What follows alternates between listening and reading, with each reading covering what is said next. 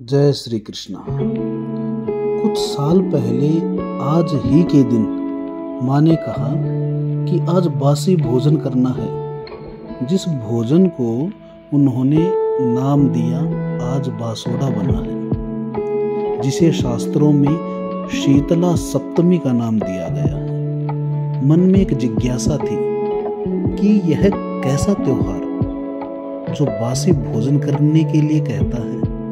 तो एक खोज शुरू हुई और कुछ चीजें निकल कर आई कि हमारे पूर्वजों ने इन त्योहारों को कुछ इस तरह से सेट किया है कि हमारा पूरा जीवन सेहतमंद और समृद्ध रहे।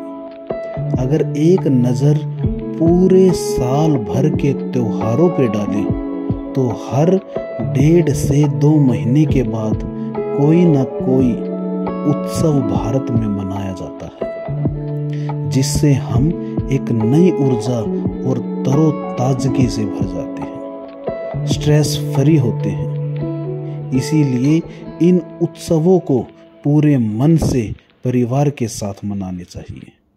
इन उत्सवों की वजह से ही हम स्ट्रेस, घुटन, डिप्रेशन, मानसिक अवसाद जैसी कई बीमारियों से बचे रहते हैं।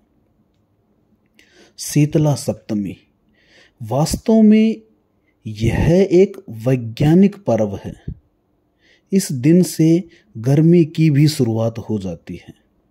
यह त्योहार सांकेतिक रूप से यह बताता है कि इस दिन से बासी भोजन नहीं खाना है, गर्म पानी से नहीं नहाना है। ठंडे पानी से नहाने से हमारा रक्त संचार अच्छा रहता है, साथ ही इम्यूनिटी सिस्टम भी मजबूत होता है। इससे शरीर में सफ़ेद ब्लड सेल्स की मात्रा बढ़ती है, जो गर्मी के दौरान पनपने वाली बीमारियों से लड़ने में हमारी मदद करती हैं।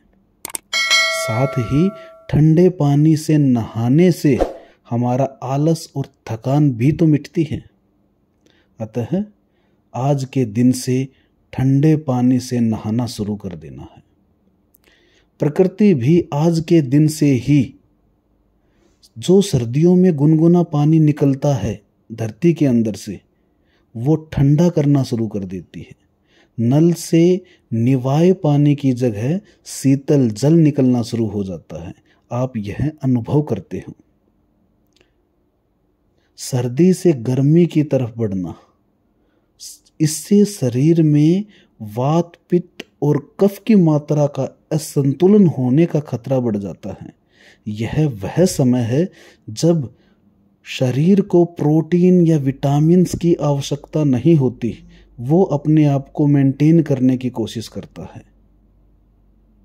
इस 365 दिन में से सिर्फ एक यही दिन है जिसको शीतला सप्तमी का नाम दिया है।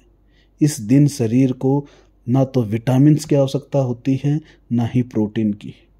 इस दिन बासी भोजन करने की परंपरा सदियों से चली आई है। जब हम इन नियमों का, इन परंपराओं का पालन नहीं करते हैं तो शरीर में कफ बढ़ जाता है, जिससे वो रोगी हो जाता है। दरअसल इस रोग का संबंध माता के गर्भ से भी जुड़ा है, जिसके मुताबिक जब बच्चा माता के गर्भ में होता है तो उसकी नाभि माता के हृदय से एक रक्त नली से जुड़ी होती है।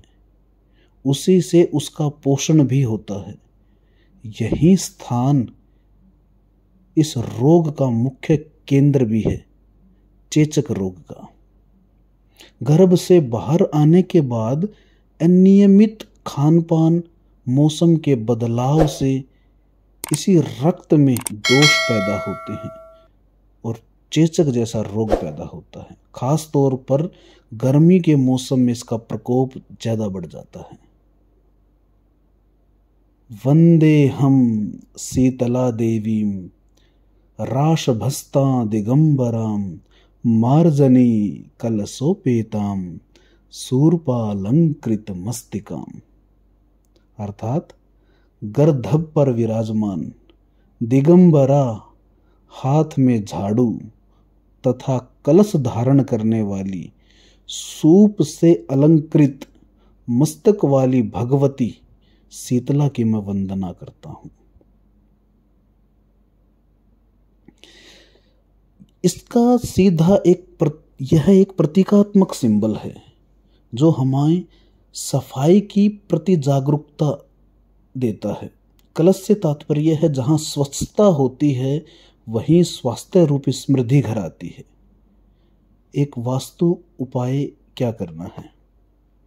शीतला सप्तमी के दिन अपने घर में नॉर्थ ईस्ट को साफ सुथरा करके, उसको बैलेंस करके, रेड पिंक स्टोरेज को रिमूव करके वहाँ एक जल का पात्र रख देना है, यानी कोरा मटका रख देना है।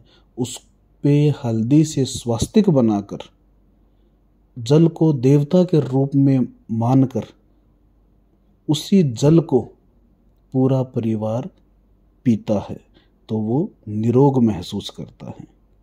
दूसरा उपाय, घर में सफाई करने के बाद, शीतला माँ की पूजा के बाद घर के साउथ ईस्ट यानी अग्नि कोण में एक घी का दीपक जलाएं, जिससे घर में समृद्धि आती है। आप सभी स्वस्थ रहें, खुश रहें। इन्हीं शुभ कामनाओं के साथ जय श्री कृष्णा।